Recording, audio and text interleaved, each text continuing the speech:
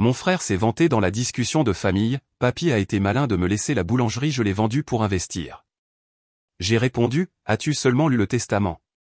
Tout le monde s'est tu. Maman a demandé, « Quel testament ?» L'avocate a examiné les papiers et a ri, il vient de creuser sa propre tombe. Le lendemain matin, mon frère a appelé, la voix tremblante, « Sœurette. Qu'est-ce que ça veut dire ?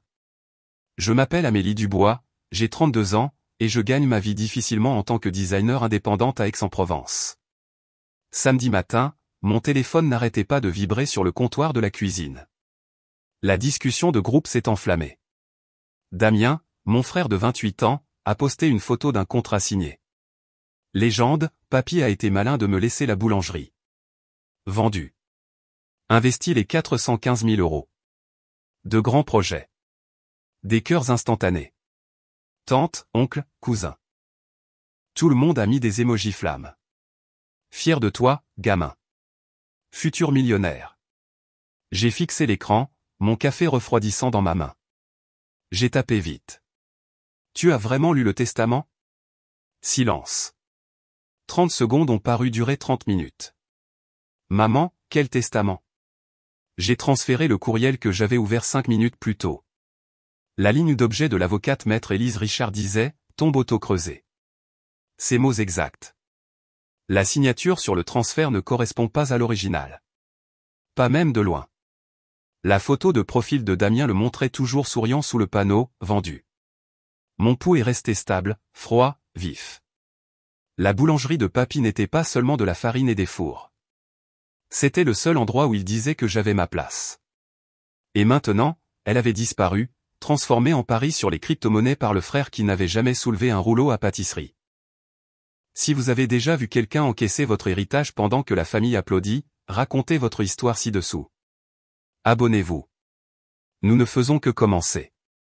Chaque été, il y a 10 ans, je conduisais ma vieille Renault cabossée du logement étudiant directement à Sainte-Cécile 1 heure sur l'autoroute A8 avec la climatisation crachant à peine un peu d'air frais. Le paysage provençal s'étendait à l'infini. Mais à la seconde où j'arrivais sur l'avenue de la Libération, l'odeur de levure et de cannelle me ramenait à la maison. Le foyer du bois se trouvait sur le terrain d'angle. Briques rouges décolorées par le soleil, une enseigne au néon clignotant, ouvert depuis 1965. Papy Gérard attendait à la porte de derrière, son tablier saupoudré de blanc, me faisant signe d'entrer avant même que le moteur ne refroidisse. Il commençait la routine à 4h30 précise. Le pain n'attend personne, Amélie, disait-il, en me tendant un bol en acier aussi lourd qu'un haltère. Je mesurais la farine au jugé, 6 tasses pour le levain qu'il avait maintenu en vie plus longtemps que je n'avais respiré. Ses mains, noueuses après des décennies de pétrissage, guidaient les miennes à travers la pâte. Plie, presse, tourne. Sans le gluten se formait, instruisait-il, sa voix basse couvrant le bourdonnement du mixeur. La sueur perlait sur mon front sous les ventilateurs industriels, mais j'aimais le rythme, la façon dont la masse se transformait d'un amas informe en une boule lisse. Damien n'arrivait jamais avant midi. Mon frère débarquait vers 11h, les cheveux en désordre, téléphone à la main, se plaignant de la chaleur. « Pourquoi commencer si tôt ?» grogna-t-il, attrapant un petit pain frais sur la grille de refroidissement sans demander. Papy Gérard secouait la tête, mais laissait passer. Damien filmait de courts clips pour ses abonnés, dans les coulisses de l'entreprise familiale, puis disparaissait pour faire le montage, laissant des miettes sur le comptoir. Il parlait en grande expansion en ligne, d'expéditions dans tout le pays, mais ne touchait jamais au four. Les commandes s'accumulaient. Je les mettais en boîte après la fermeture. Tante Hélène s'occupait des chiffres depuis un petit bureau attenant à la cuisine. La sœur cadette de papa, elle portait des lunettes de lecture sur une chaîne, tapant sur une calculatrice qui cliquetait comme la pluie sur du fer blanc. Elle arrivait à 8h, café dans une main, grand livre dans l'autre. « Bonjour, ma grande », me saluait-elle, en faisant glisser des factures sur le bureau. J'aidais à compter les reçus les après-midi calmes, apprenant comment fonctionnaient les marges, pourquoi les prix de gros de la farine grimpaient en juillet. Elle expliquait les déductions, la paix, le stress silencieux de maintenir les lumières allumées lorsque la saison touristique baissait. Un soir de juillet, après le départ du dernier client, papy Gérard nous a appelés au bureau.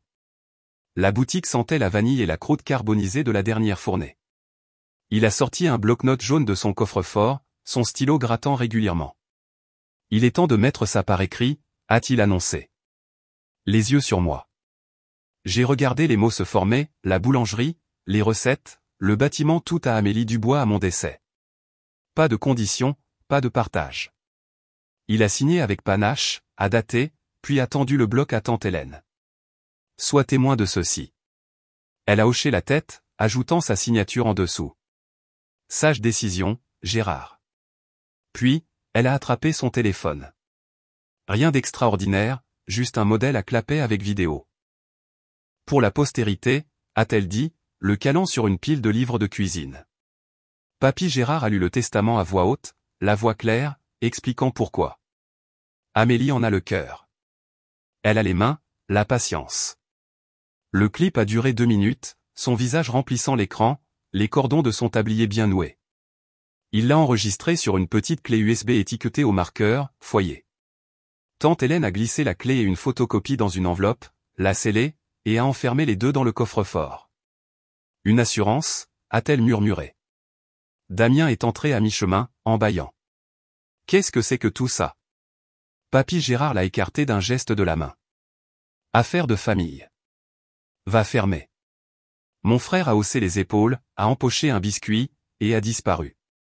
Il n'a jamais demandé de détails, supposant que l'endroit lui reviendrait en tant que « homme de la situation ». Maman a renforcé cela au dîner plus tard. Pascal Dubois, guichetière de banque le jour, fière de l'esprit d'entreprise de son fils. Damien a une vision, a-t-elle dit, en passant les pommes de terre. Toi, concentre-toi sur ton diplôme d'art, ma chérie. Je me suis mordu la langue, sentant le goût de la levure sur mes doigts. Ces étés ont construit plus que des pains. Papy Gérard partageait des histoires entre les levées, comment il avait acheté la boutique avec un prêt pour anciens combattants après la guerre, courtisé mamie avec des éclairs gratuits, survécu à 2 récessions en troquant du pain contre le loyer. Il m'interrogeait sur les ratios, me laissait expérimenter avec une focaccia au romarin qui s'est vendue en quelques heures. Damien contribuait avec des idées comme mettre un logo sur des tasses, puis faisait la sieste dans la réserve. Tante Hélène tenait les comptes, attrapant les erreurs avant qu'elles ne fassent mal, m'apprenant à repérer les divergences dans les factures des fournisseurs. En août, mes bras me faisaient mal à force de porter les paniers de fermentation, j'adorais cette routine. Papy Gérard m'a glissé le passe-partout un soir. Ça ouvre tout, a-t-il dit. Tu l'as mérité. Le coffre-fort contenait des actes de propriété, de vieilles photos, l'enveloppe avec le testament. Je ne l'ai jamais ouverte alors, faisant confiance au processus.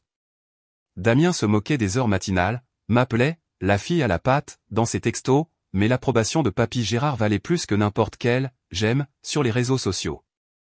Tante Hélène filmait aussi des moments informels, moi en train de garnir des profiteroles de crème, Papy Gérard goûtant la pâte sur une cuillère. Elle sauvegardait tout sur cette clé USB, une archive numérique de l'âme de la boutique. Un jour, tu auras besoin de preuves, m'a-t-elle dit en privé, loin des oreilles de maman. J'en ai ri, à 22 ans et invincible, faisant mes valises pour ma dernière année d'université. Je ne savais pas que l'enveloppe resterait intacte pendant une décennie, prenant la poussière pendant que la vie me poussait vers le travail indépendant, loin des fours. 3 jours plus tard, j'ai ouvert mon ordinateur portable à une table d'angle dans un café d'Aix-en-Provence, du genre avec des chaises dépareillées et des serveurs criant les commandes par-dessus de la chanson française. L'écran brillait contre l'éblouissement matinal filtrant à travers des fenêtres poussiéreuses. Une notification de courriel était en gras dans ma boîte de réception. Expéditeur, avocate maître Élise Richard. Objet, urge, examen du transfert de la boulangerie. J'ai cliqué. Le message s'est chargé lentement sur le Wi-Fi public. Maître Élise Richard écrivait en paragraphe net, « J'ai examiné les documents de vente que vous avez transférés. La signature sur l'accord de transfert ne correspond pas à l'écriture dans le testament original que vous avez numérisé l'année dernière. Les boucles sont compressées, la pression est incohérente. Ce n'est pas une divergence mineure. » Elle a joint des scans côte à côte, l'écriture cursive et fluide de Papy Gérard sur le testament contre des traits plus serrés et hâtifs sur les papiers de clôture. Je recommande de geler tout produit de la vente jusqu'à vérification. Appelez-moi. Mes doigts ont survolé le pavé tactile. Damien avait signé ses papiers. J'ai ouvert la discussion de famille sur l'application de messagerie sur mon téléphone, faisant défiler la frénésie du week-end. Il publiait des mises à jour toutes les heures après la vente. 10h15, Lundi, une capture d'écran d'une alerte bancaire. 415 000 € entrants. Légende, capital de départ pour l'Empire. 11h02, un lien vers une plateforme d'échange de crypto-monnaies, l'adresse du portefeuille flouté mais le solde visible. Déjà converti la moitié en Bitcoin. On garde jusqu'au bout, la bande, a-t-il écrit, avec des émojis de fusée. J'ai fait des captures d'écran de chaque publication. 12h47, Damien a partagé un mème sur le fait de quitter le boulot de bureau, identifiant des amis locaux. 13h30, une photo de boîte d'ordinateur portable neuf. Les outils du métier. Je les ai toutes capturées. Horodatage intact. 14h09, une note vocale. Son rire résonnant. Je vous avais dit que le vieil homme avait fait le bon choix. Cet argent se multiplie tout seul. J'ai sauvegardé le fichier audio, les renommés, preuve 01. Le cabinet de maître Élise Richard s'était occupé des bases de la succession de Papy Gérard des années auparavant. Des choses simples, aucune contestation attendue. J'ai composé son numéro depuis la signature du courriel. Elle a répondu à la deuxième sonnerie. Amélie Dubois. Contente que vous appeliez. Son ton est resté égal, professionnel. Le sceau du notaire soulève aussi des questions. La date correspond, mais le motif en relief n'est pas bon courant dans les falsifications faites à la hâte. Elle a fait une pause. Je n'accuse pas encore, mais nous avons besoin du testament original pour comparaison. J'ai expliqué pour le coffre-fort à la boulangerie, l'enveloppe. Je me souviens, a-t-elle fredonné. Damien y a accès maintenant. Sécurisez-le. Je vais rédiger une lettre de blocage à la société de titres. Nous avons fixé un appel vidéo pour l'après-midi. En raccrochant, j'ai archivé d'autres discussions. Damien se vantait du trading sur marge à 15h20, affichait des gains de 18 500 € à 16h. De l'argent facile, a-t-il tapé. J'ai noté le nom de la plateforme d'échange, copié les identifiants de portefeuille de ses publications avant qu'elles n'expirent. Le café bourdonnait autour de moi, tintement de tasse, clic de clavier. J'ai créé un nouveau dossier sur mon disque dur, preuve boulangerie. J'y ai déposé la chaîne de courriel, les scans, 52 captures d'écran et 3 notes vocales, étiquetées dans des sous-dossiers, signatures, transferts, publications crypto. Damien continuait d'alimenter le fil de discussion. 17h06, un sondage pour ses abonnés. Investir dans les NFT ou la finance décentralisée. 80% ont choisi la finance décentralisée. J'ai sauvegardé les résultats. Maître Élise Richard a de nouveau envoyé un courriel, formulaire de demande de relevé bancaire 6 juin. Signé et retourné. Nous tracerons le virement. Je l'ai rempli numériquement, autorisant l'accès à l'ancien compte professionnel de Papy Gérard. Damien le gérait depuis les funérailles, maman insistait sur le fait qu'il était bon avec les chiffres. J'ai transféré les alertes de transactions qu'il partageait, des virements sortant vers des plateformes d'échange à l'étranger étiquetées « Capital de croissance ». Chacun grignotait le capital. À 18h, le dossier atteignait 2 gigaoctets. Je l'ai sauvegardé sur le cloud, activé l'authentification à 2 facteurs. La dernière publication de Damien ce jour-là, une photo de coucher de soleil depuis un bar sur un toit. Légende, vivre le rêve grâce au fond de l'héritage. Les commentaires affluaient, des salutations d'amis du lycée. J'ai fait une capture d'écran des métadonnées, localisation identifiée au centre-ville d'Aix-en-Provence. Aucune mention de dette ou d'acheteur pour le moment. Maître Élise Richard a confirmé la réception. Bon début. La piste des crypto-monnaies aide, la blockchain ne ment pas, elle a programmé un coursier pour le testament physique si je le récupérais. J'ai tracé mentalement le chemin vers la boulangerie, 20 minutes à travers la ville. Damien habitait à 5 pâtés de maison maintenant, dans un nouvel appartement acheté avec un acompte. J'ai fermé l'ordinateur portable, payé le latte froid et suis sorti dans la chaleur du soir. Les preuves s'empilaient, claires, indéniables. Ce soir-là, la discussion de groupe a de nouveau vibré sur mon téléphone pendant que je déballais mes courses dans la cuisine. Les notifications s'empilaient à toute vitesse. Damien a posté un nouveau message à 19h12. Phase 2. Qui est partant pour une flotte de food trucks? Les saveurs mobiles du bois. J'ai besoin de 45 000 € chacun de la part de 5 partenaires. Retour sur investissement en 6 mois. Il m'a identifié, ainsi que maman, 2 cousins, et un ami du lycée devenu investisseur. Il a joint une maquette de logo, un pain au levain de dessin animé avec des signes d'euros à la place des yeux. Les réponses ont afflué. Cousin Marc, compte sur moi pour 20. Oncle Théo, pivot intelligent, gamin. Damien a enchaîné avec un lien Google Doc, plan d'affaires. Revenus projetés des festivals, de la restauration d'entreprise. La vente de la boulangerie a financé le prototype, a-t-il ajouté. J'ai ouvert le document. La première page listait les actifs, les 415 000 euros comme capital de départ. Aucune mention de dette ou de privilège. La troisième page montrait des emplacements fictifs à travers la Provence, des habillages de marque sur les camions. Maman est intervenue à 19h19 avec un message vocal de 3 minutes.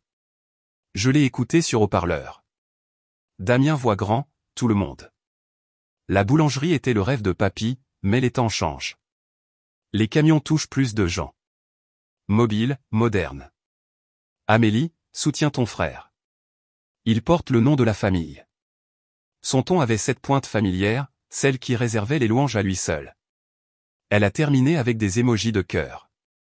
J'ai répondu par écrit, la vente n'est pas définitive tant que les papiers ne sont pas en règle. Envoyé.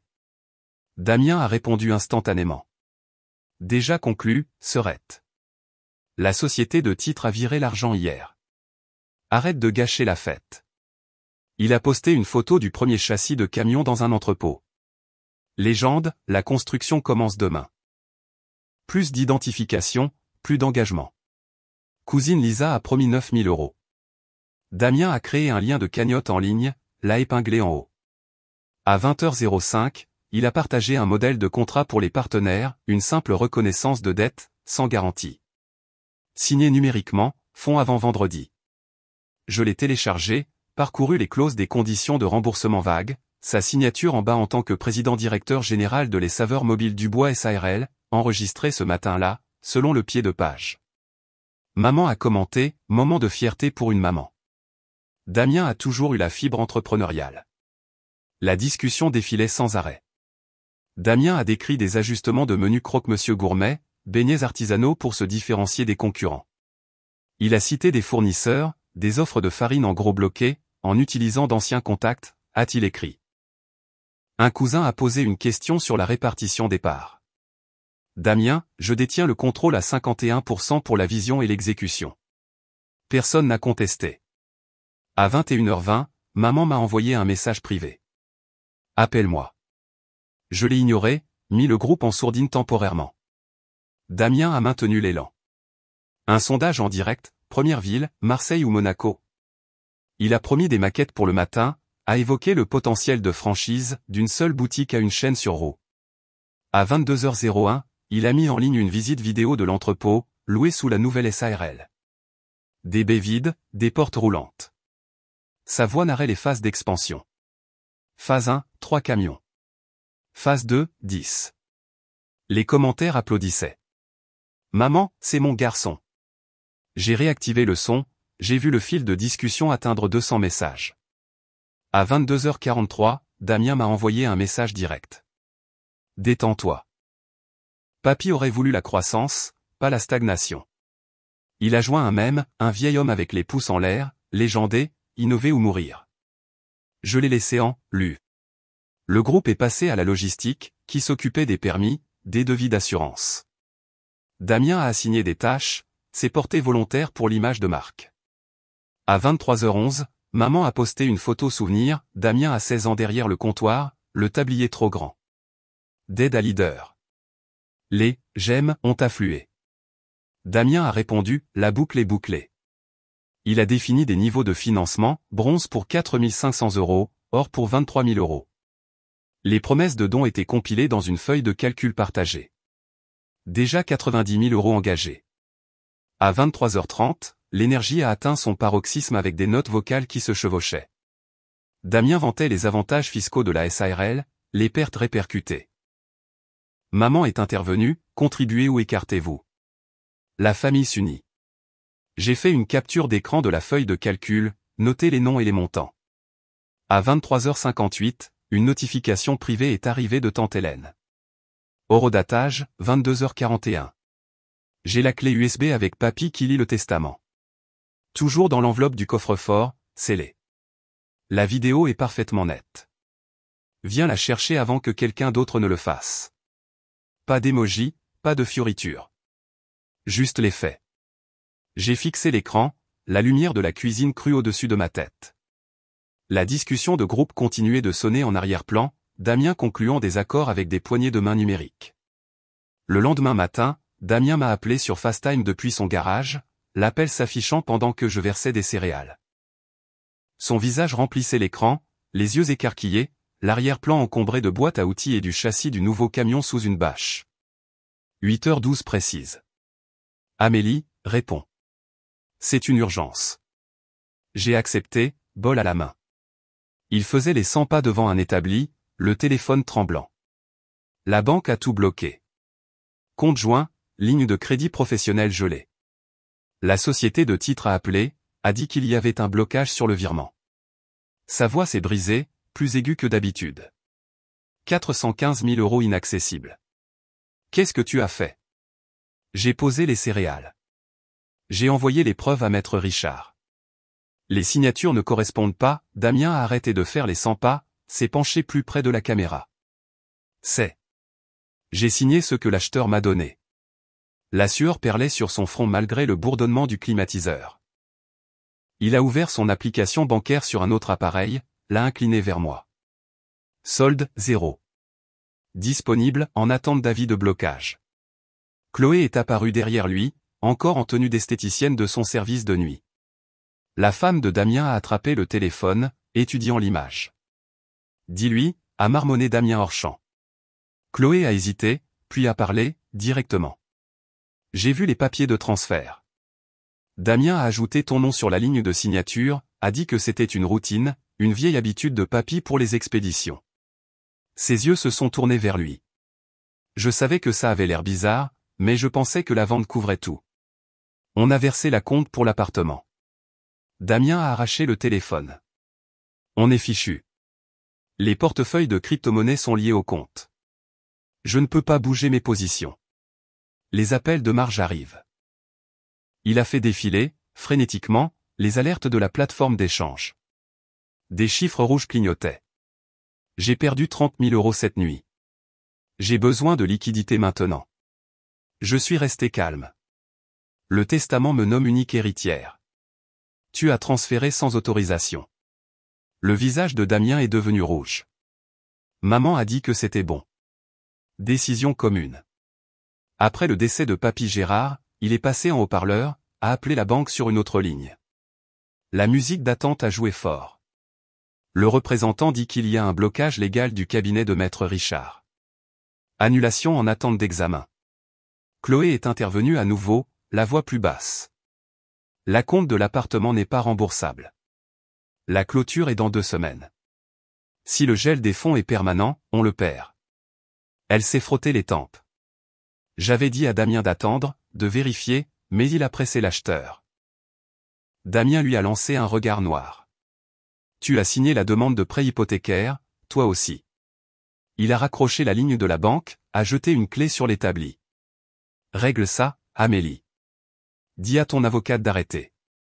J'ai secoué la tête. Trop tard. Les preuves sont soumises. Damien a énuméré les actifs, tous liés à l'argent viré, acompte du camion, commande d'équipement, budget marketing.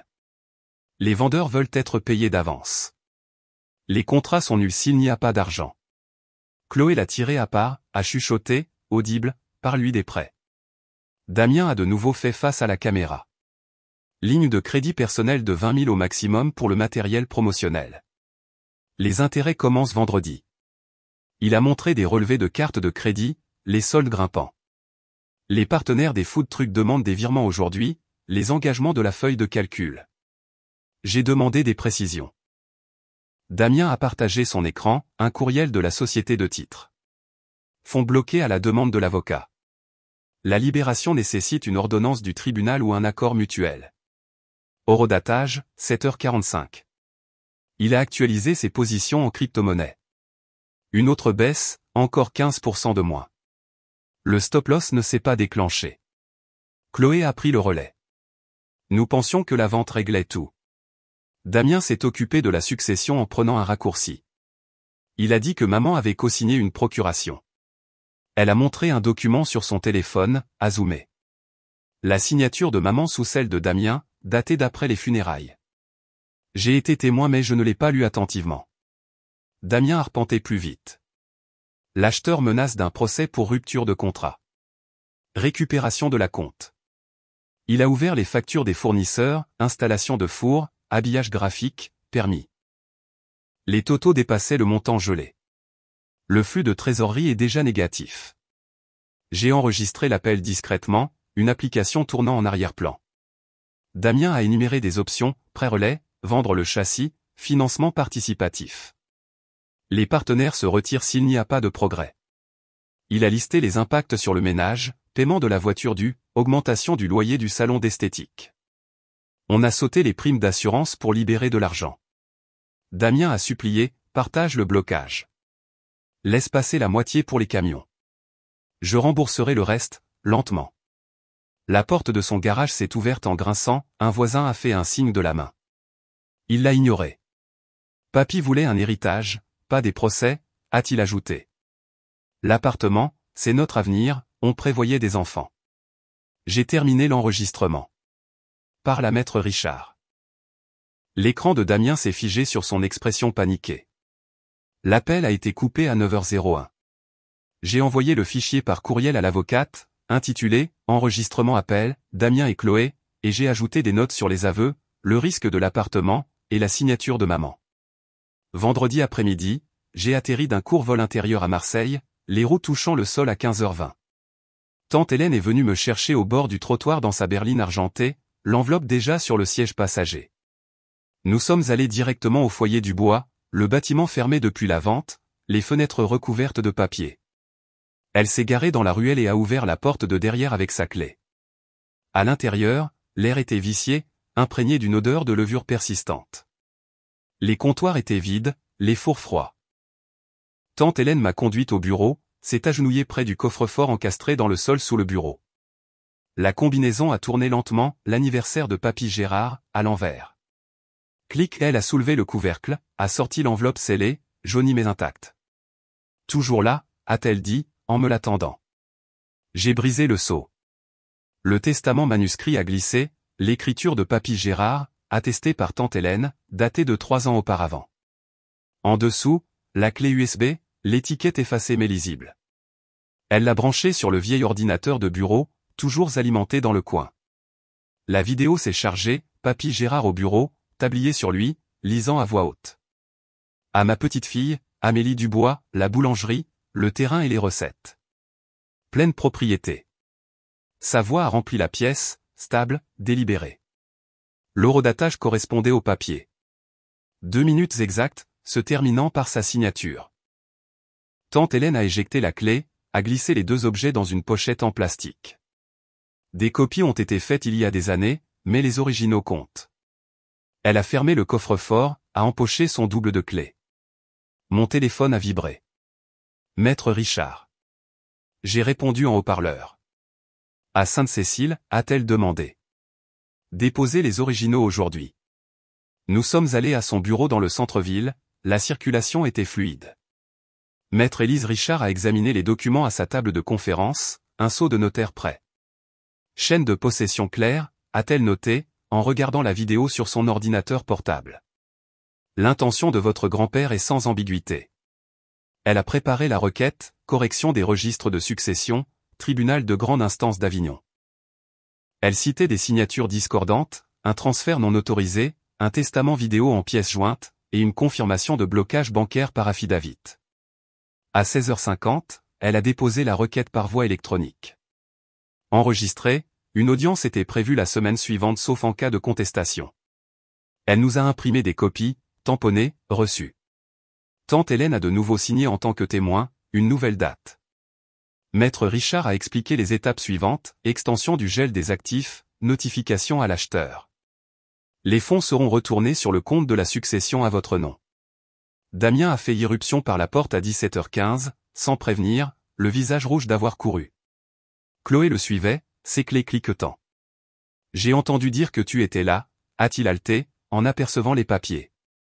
Tante Hélène a bloqué le bureau. Damien l'a ignoré, s'est tourné vers moi. Arrête ça. Laisse-moi te rembourser mensuellement. 5 000, pendant 10 ans. Laisse les camions tourner. Je tenais la copie du testament. C'est le tribunal qui décide. Damien a plaidé, détaillant les acomptes des fournisseurs non remboursables, les retraits des partenaires. La crypto s'est effondrée. J'ai besoin du capital pour couvrir. Il a esquissé un calendrier sur son téléphone, a montré un tableau d'amortissement. Sans intérêt, je le jure. Chloé a hoché la tête. On le soutient. On prendra un appartement plus petit. Maître Élise Richard est intervenue. Tout accord nécessite l'approbation du tribunal après vérification. Elle a fait glisser la requête déposée sur la table. Damien l'a parcouru, les yeux s'écarquillant au résumé de la pièce jointe vidéo. Ce vieux clip? Papy divaguait. Tante Hélène a répliqué, lecture légale, avec témoin. Damien a changé de tactique. Remise familiale. Prends la moitié maintenant, je reconstruis avec le reste. Il a énuméré des concessions, renommé la SARL, me créditer pour l'image de marque. Chloé a ajouté, rapport mensuel, transparence totale. Damien a sorti des alertes bancaires, des avis de découvert, des refus de prêt sans la libération des fonds. Faillite d'ici lundi. J'ai examiné la page de signature de la requête. La procédure suit son cours. Damien s'est affalé sur une chaise, a proposé des contre-offres, un quart d'avance, le solde garanti par les titres de propriété des camions. Maître Richard a noté chaque offre verbalement, horodatée pour le dossier. Soumettez-les formellement, mais les originaux priment. Tante Hélène a ramassé la pochette. Papy faisait confiance à Amélie. Damien a fait appel à elle. Tu le voyais tous les jours, tu sais qu'il voulait la croissance. Elle a secoué la tête. Il voulait que le foyer soit protégé. La sécurité a sonné. Heure de fermeture. Maître Richard les a raccompagnés, a verrouillé la porte derrière eux. Damien a envoyé un texto depuis le parking, un PDF de plan de paiement en pièces jointes, des émojis désespérés. Je l'ai transféré à Maître Richard sans répondre. Tante Hélène m'a conduite à un hôtel près de l'aéroport, l'original en sécurité dans sa boîte à gants pour la nuit. Le greffier du tribunal a confirmé la réception par courriel, un numéro de dossier attribué. 2 mois plus tard, je me tenais devant le vieux four à l'intérieur de la boulangerie, la chaleur rayonnant encore d'une fournée d'essais de pain au levain. Le tribunal avait statué sur une succession claire, registre corrigé, fonds reversés à la succession, sous mon contrôle. L'acheteur s'était retiré avec un remboursement moins les frais. Le titre de propriété était revenu. Je tenais à nouveau les clés, seul dans l'espace que Papy Gérard avait construit. Damien avait déposé le bilan la semaine précédente. Liquidation judiciaire totale. Les camions vendus aux enchères pour une misère. Ses positions en crypto-monnaies anéanties dans le crack. Les créanciers avaient réclamé l'acompte de l'appartement, les prêts personnels étaient en défaut. Il a envoyé un seul texto, je repars de zéro. Pas de réponse de ma part. Maman a d'abord appelé tous les jours, les messages vocaux s'accumulant. Tu as détruit ton frère. J'en ai écouté un, où elle accusait le système, l'avocate, moi. La famille reste soudée. Tante Hélène a pris publiquement leur parti dans les vestiges de la discussion de groupe, postant de vieilles photos de Damien servant des clients. Il a fait de son mieux. Leur défense n'a jamais faibli. J'ai ouvert l'application de messagerie sur la table de préparation, le groupe toujours actif malgré le drame. J'ai fait défiler jusqu'au profil de maman, son dernier message, pense à la mémoire de papy. L'avis de vente aux enchères de Damien, partagé par sympathie. La chaîne de prière de tante Hélène pour « Les garçons ». J'ai sélectionné les 3, j'ai cliqué sur « Retirer ». Une fenêtre de confirmation est apparue. Supprimer définitivement la conversation? Oui. La discussion a disparu. Les contacts ont été bloqués. Une coupe nette. Les fours se sont allumés à 4 heures du matin le lendemain, le levain bouillonnant dans le bocal original de Papy Gérard, ravivé avec de l'eau filtrée et de la farine de seigle. J'ai mesuré 6 tasses, j'ai plié la pâte exactement comme il me l'avait appris. Pas de raccourci, pas de gadget en ligne. Les premiers pains ont levé dans des paniers en lin, scarifiés avec une lame qu'il m'avait offerte des années auparavant. Les fournisseurs ont rappelé, les contrats ont été renégociés sous « le foyer du bois », entreprise individuelle. Les comptes de gros ont été transférés sans problème, sans aucun privilège. J'ai embauché 2 boulangers de l'ancienne équipe, à temps partiel, pour commencer. La paie était traitée par le compte de l'entreprise, désormais bien approvisionné avec le capital restitué. Un fabricant d'enseignes est arrivé en milieu de matinée, son échelle contre la façade. L'ancien néon a été démonté, de nouvelles lettres installées, le foyer du bois, fondé en 1965. Une écriture simple, une lueur chaleureuse. Les recettes sont restées enfermées dans le tiroir du bureau, tourbillon à la cannelle à base de levain, focaccia au romarin. Pas de modification, pas de tendance fusion. Les clients sont arrivés au compte-gouttes le jour de la réouverture, les habitués étreignant les comptoirs. La vraie chose nous a manqué. Damien est passé une fois, casquette basse, devant la fenêtre. Il a regardé la file se former, puis est parti sans entrer. Les documents de liquidation judiciaire étaient publics. Dettes effacées, mais réputation financière ruinée pour des années. Chloé a pris un 2e emploi. Le rêve de l'appartement a été mis de côté. Maman a envoyé une carte. Fière de la boutique. Toujours ta mère? Je l'ai retournée sans l'ouvrir. Tante Hélène a essayé par courriel, des excuses mêlées de justifications. Je l'ai supprimé sans le lire. Pas de retour en arrière possible. Les stocks étaient pleins, sacs de farine empilés, beurre au frais. J'ai cuit toute la nuit, une fatigue familière de mes étés d'université. Les marges de profit étaient minces mais honnêtes. Pas de contraintes d'investisseurs. Un tableau communautaire s'est rempli de commandes locales. Les gâteaux de mariage étaient réservés des mois à l'avance. Le testament était encadré derrière la caisse, les mots de Papy Gérard visibles de tous. La vidéo passait en boucle silencieuse sur une tablette pour les clients curieux. Sa voix était muette, mais son intention était claire. Un héritage protégé, non pas étendu. La justice n'exigeait pas le pardon. Elle exigeait des limites. J'ai tourné le panneau, ouvert, j'ai verrouillé la porte à la fermeture, les clés m'appartenant, à moi seul.